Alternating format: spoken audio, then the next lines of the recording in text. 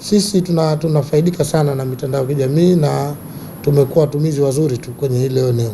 Kauli hiyo imetolewa na Hamisi Mbeto Hamisi, katibu wa idara ya siasa, itikadi, uenezi na mafunzo CCM Zanzibar.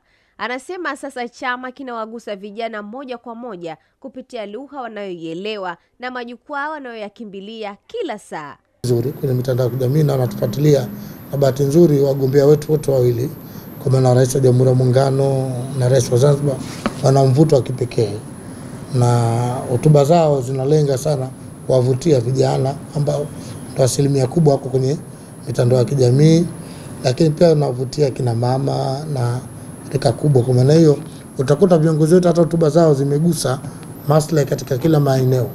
Lakini si CCM pekee, vyama vingine navyo vimeingia mtandaoni kwa kasi. Haitham Nasor Suleiman ni mkurugenzi wa uchaguzi wa ADA TADEA, anasema sasa chama chake kinawafikia wapiga kura kupitia YouTube, Instagram na TikTok. Mitandao ya kijamii tunaitumia ipasavyo, especially Instagram, TikTok na YouTube, kwa sababu tunaona hiyo ndio mitandao mitatu ambayo wananchi wengi, especially vijana ambao wako wengi zaidi na ni wapiga kura wengi zaidi wapo huko. Kwa hiyo sisi tunaitumia ipasavyo, tunahakikisha kwa siku japo mara moja tunaposti taarifa kuhusu chama chetu, kuhusu wagombea wetu, lakini pia tunaangalia zile comments. Kwa Bariki Ali Omar, mkurugenzi wa uchaguzi wa UPDP, yeye anasema mitandao si tu njia ya kuhamasisha sera, bali pia kueneza ujumbe wa amani, huku akifafanua sera zinazochukua taswira mpya mitandaoni.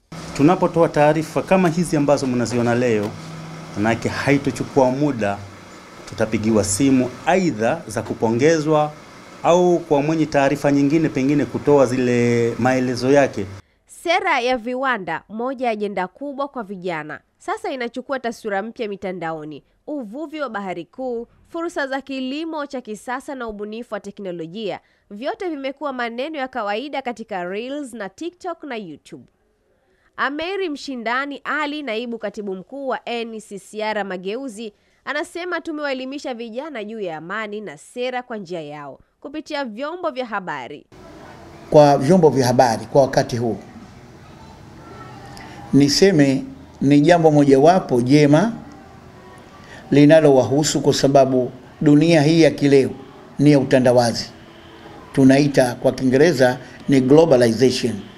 Katika zama hizi siasa haipo tu kwenye majukwaa na mikutano, bali pia kwenye mitandao ya kijamii.